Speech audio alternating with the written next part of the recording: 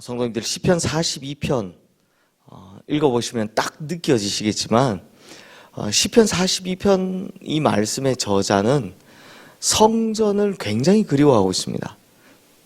그래서 시편 42편은 성전에서 누렸던 기쁨 그리고 행복을 그리워하는 마음을 노래하고 있습니다.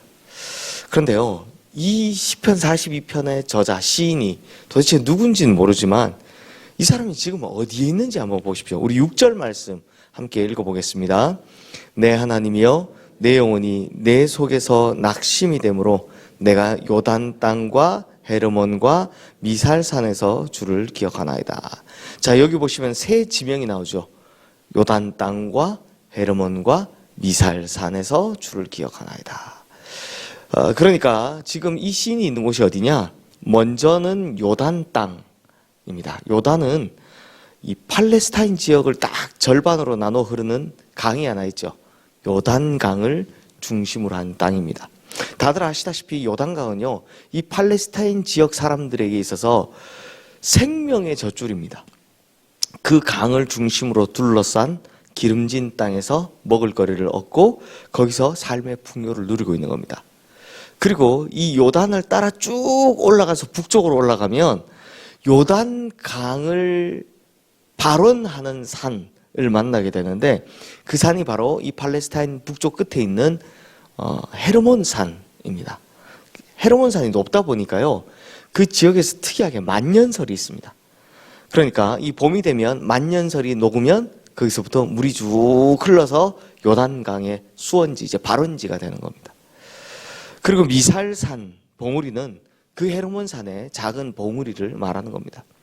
그리고 이곳은요, 천혜의 요새이고 그리고 또 훌륭한 휴양지다 보니까 팔레스타인 사람들이 지칠 때는 그곳에 가서 위로를 얻고 돌아오는 곳입니다. 그러니 지금 이 시인이 어디에 있습니까? 천혜의 자연의 좋은 휴양지에 있는 겁니다. 거기서 어떻게 보면 육체적 쉼을 누리고 있는 거죠. 그런데 오늘 시인은 그렇게 좋은 곳에 있으면서도 평안함을 누리질 못하고 있는 것 같습니다. 오히려 그의 영혼은 불안하고 불편하다라고 말합니다. 우리 1절 말씀 함께 읽겠습니다. 하나님이여, 사슴이 시냇물을 찾기에 갈급함같이 내 영혼이 주를 찾기에 갈급하나이다. 내 영혼이 주를 찾기에 갈급하나이다. 이 굉장히 유명한 말씀이죠. 근데요, 여기서 우리 한국말로 표현되지 않는 부분이 있습니다. 갈급하다라는 말이 원어로 보면 미완료 시제로 되어 있습니다. 그러니까 무슨 말입니까?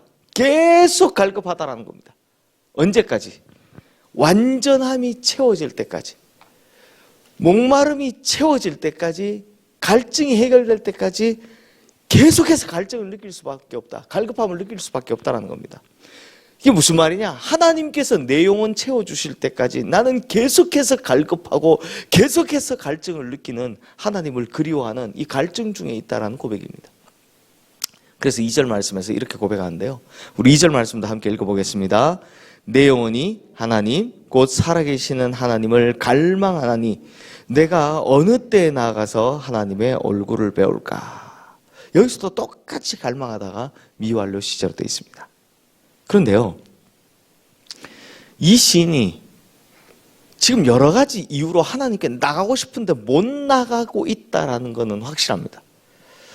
다윗도 이와 비슷했던 걸 기억하면, 예를 들면 건강의 문제 같은 육체적 질병의 문제가 생겼다든지, 아니면 그가 성전으로 나아가는 것을 막는 악한 무리가 있다든지 등등 여러 가지 이유들 때문에 성전에 올라가질 못하고 지금 여기에 머물러 있는, 이곳저곳을 돌아다니고 있는 상황이다라는 겁니다.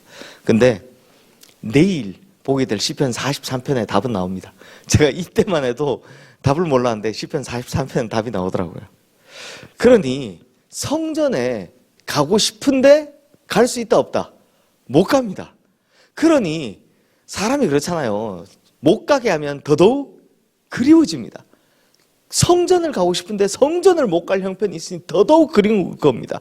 그러다 보니 이 시인이요, 뭘 자꾸 떠올리냐? 성전에서 행복했던 시절을 떠올리는 겁니다.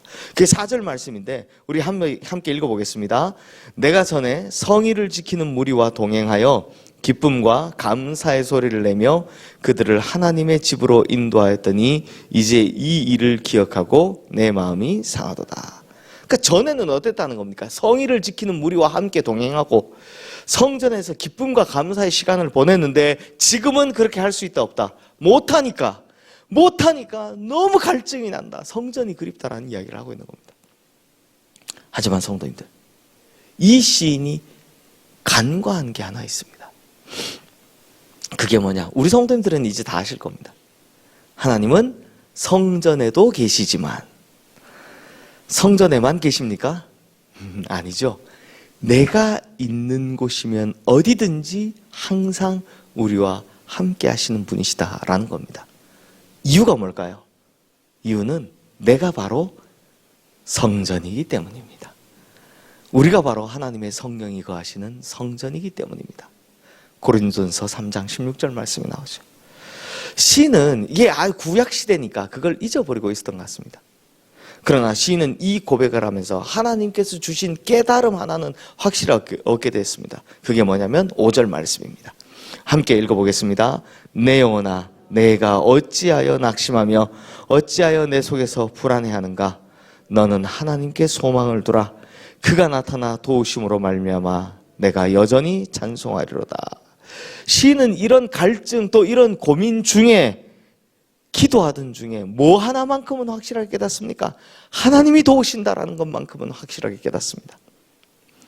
그래서 이 시인이 정말 위대한 각성을 하나 하는 겁니다. 성도님들, 우리도 하나님께서 뭐 이 교회에만 계신다라고 느껴서는 곤란합니다. 하나님은 온 우주 어디에나 계시는 분이십니다.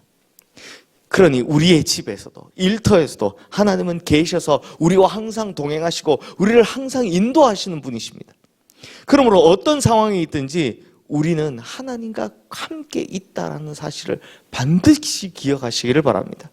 특별히 병 중에 있든지 환난 중에 있든지 하나님은 우리와 동행하셔서 우리의 영혼을 도우시고 영원한 손길로 인도해 주신다는 것이 오늘 우리에게 큰 위로가 되기를 바랍니다.